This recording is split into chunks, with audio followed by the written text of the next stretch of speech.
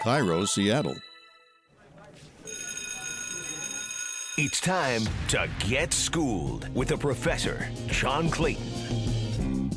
Welcome to Schooled with a Professor, and I kind of switched gears a little bit because now I'm getting, the guy who kind of schooled me on getting into this business and taught me everything, took me under the wing, was Joe Greene, who, of course, Hall of Fame defensive tackle, the guy that really the Steelers were built around. And here I was, a 17-year-old kid going to Churchill High School at that time. It's now Woodland Hills, and I was able to start writing. And Joe was so gracious to me all through my growth through college and all that. Joe, first off, I'm glad you wrote a book. I'm looking forward to reading it. But I just got to thank you for all the help that you did. And here's this teenage kid in high school going into college at Duquesne, and you were so gracious to me during your career and my career as a reporter. Well, John, in those early days, there weren't a whole lot of people covering the Steelers, and I kind of enjoyed talking about our guys, particularly the ones that were toiling in anonymity, and there was a lot of those guys doing that and doing a yeoman's work that no one really saw. And I was a fan, and I watched everything when I wasn't playing, I was watching everyone else. So it was a pleasure for me to share that. You always ask the right questions, seemingly. I tried to. I mean, let's put it this way, to be in a locker room most days with some of the best players who's ever played the game and one of the best dynasties. I mean, what an honor. What a way to break into a career, to be able to cover a team like that. And, of course, I mean, for yourself, to be able to have that team built around you is really the first element that Chuck Noll did in trying to build that dynasty. Well, that was a special time. It was a learning process for all of us, and during that time, those early days, it was a lot of turnover. We had new faces coming in just about every week, and I'm sure you learned a great deal trying to get a good answer from Charles Henry Noll. Oh yeah.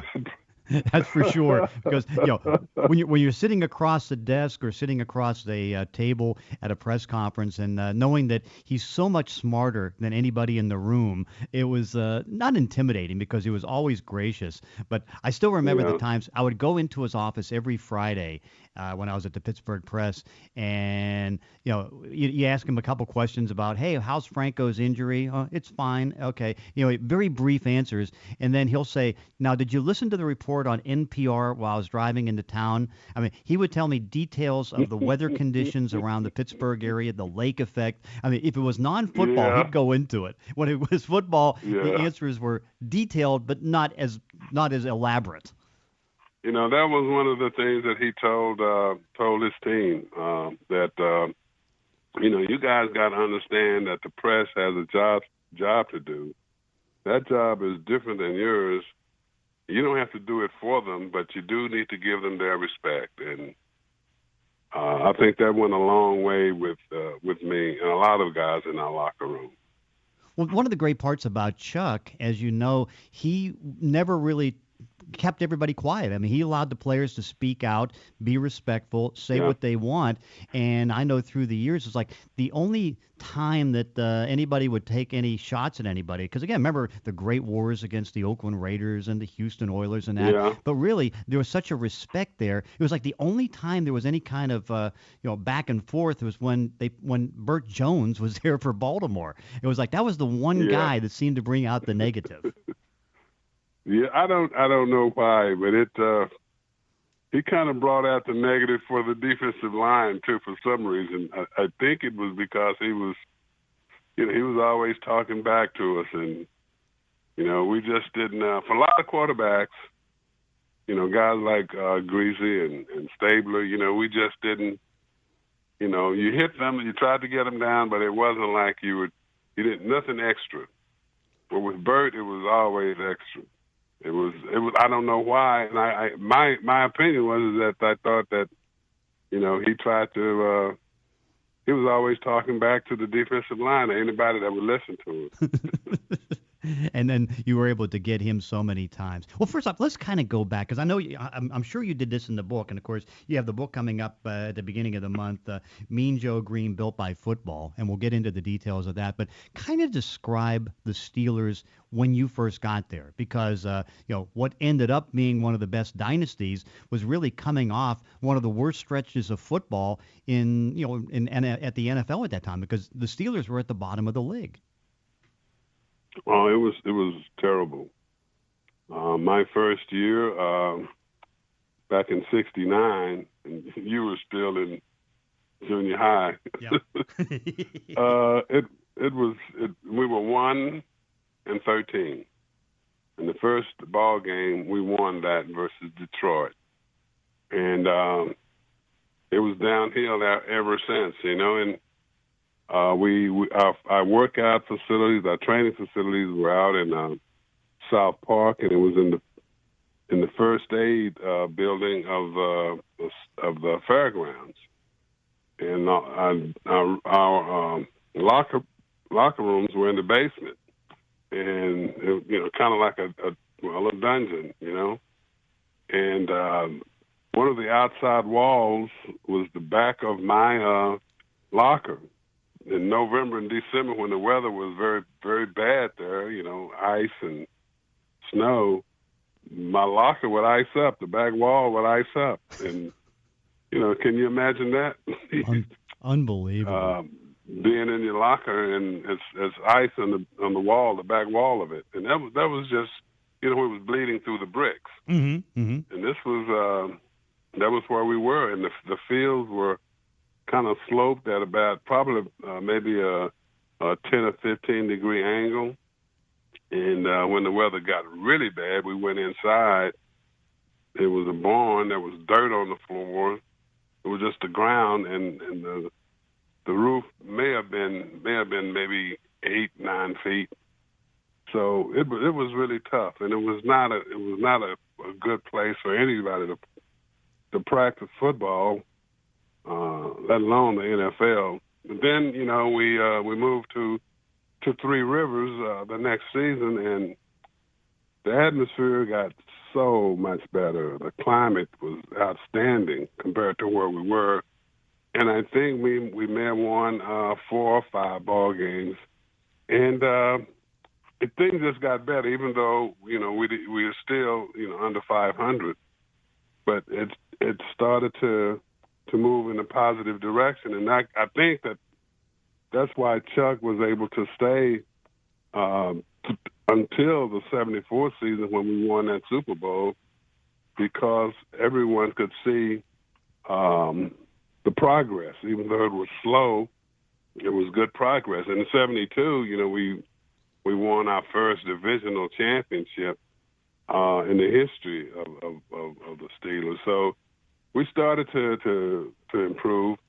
And the thing that I don't know if you were there in '72. No, I was there. I was there all year. When we played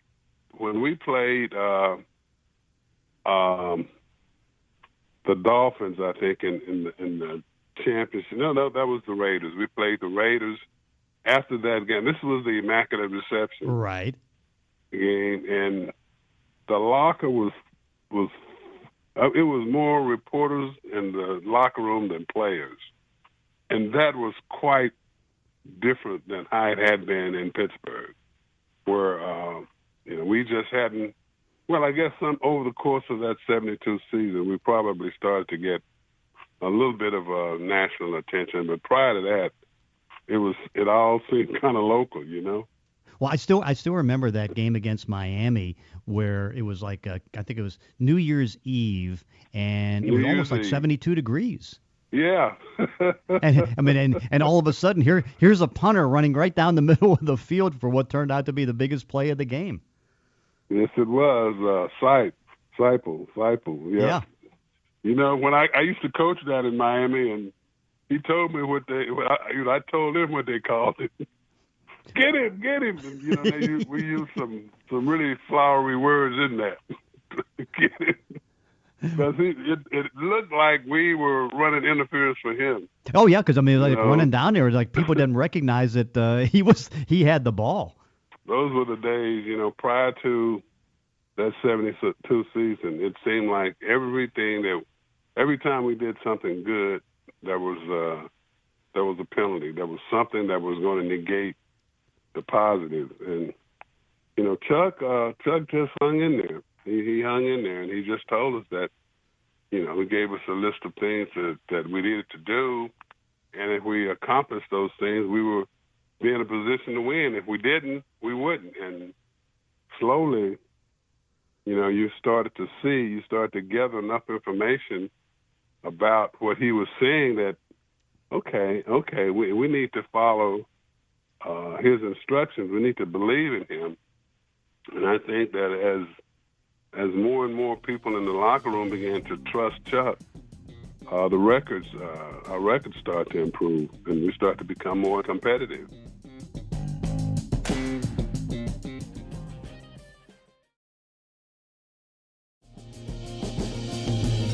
And it sure helped with what he was able to do in personnel, because when all of a sudden you start getting Hall of Famer after Hall of Famer, the steel curtain starts to develop, the defense starts to go good, Franco Harris comes in, and then a great offensive line.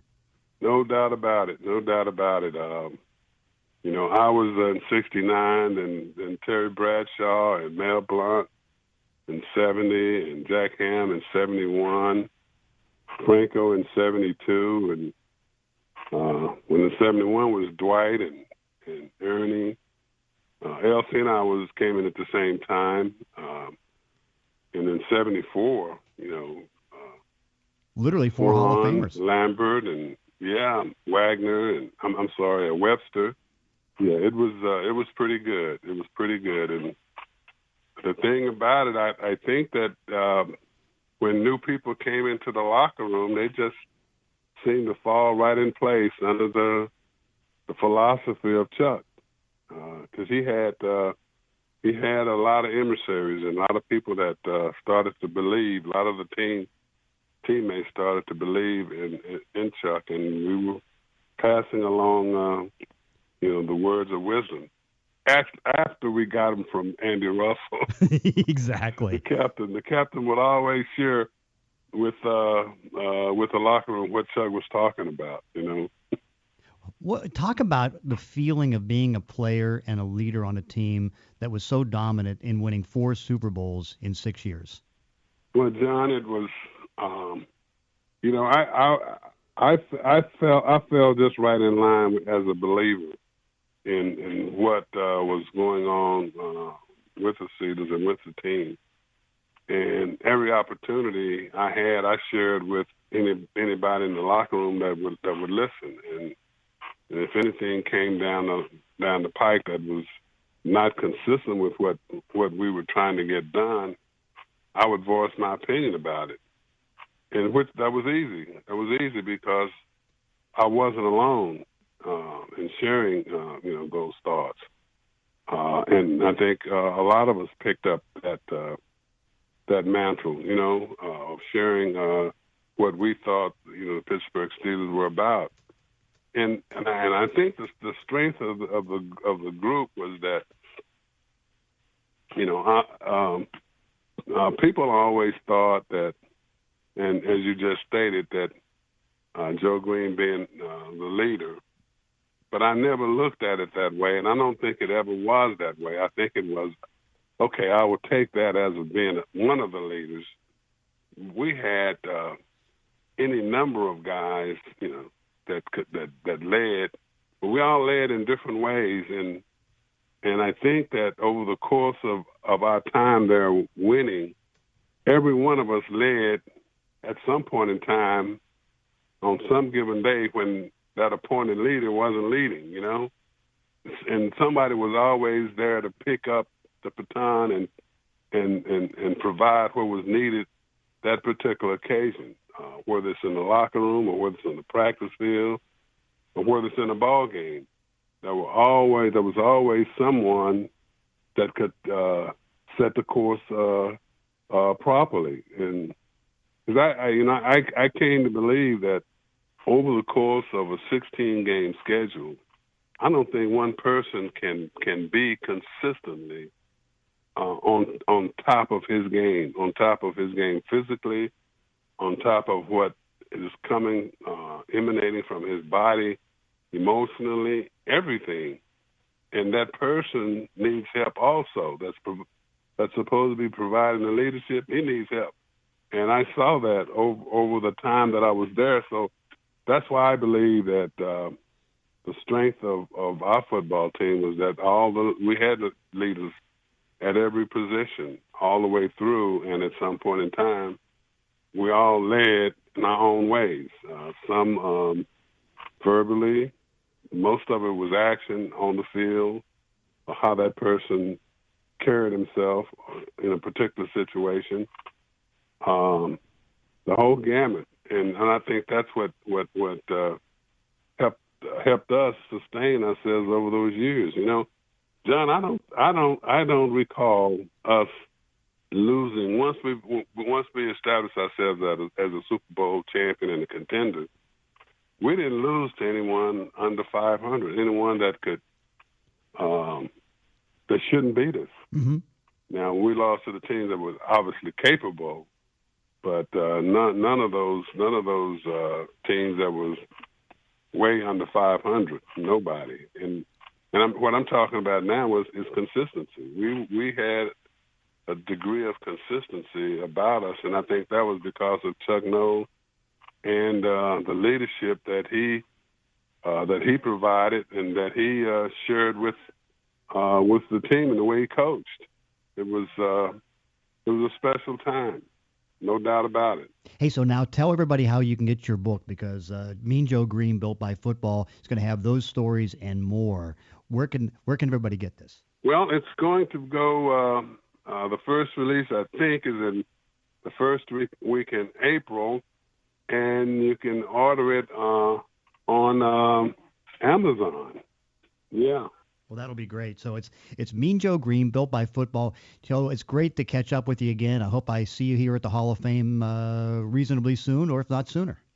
Well, John, if the Lord willing, I will be there. Let me say this. This will be my 30th anniversary. Wow. Can you believe that? I can believe it because I go back all that far. So I'm the one who can believe it. Yes. Oh, my. Oh, my.